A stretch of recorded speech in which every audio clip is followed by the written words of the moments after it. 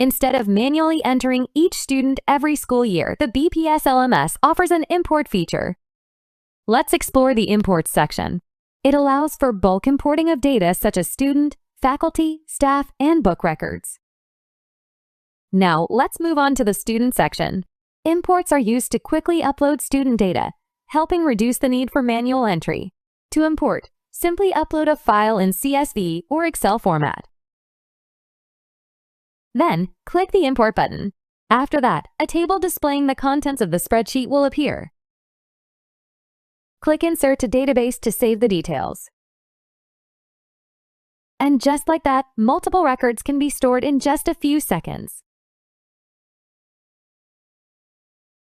Just like with students, the BPS LMS also allows you to import book data to save time and effort.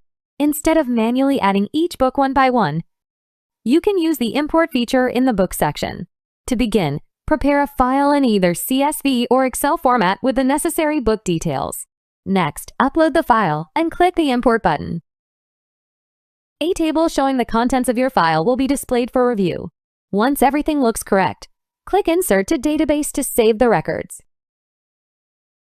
In just a few clicks, your entire book collection can be uploaded and stored in the system.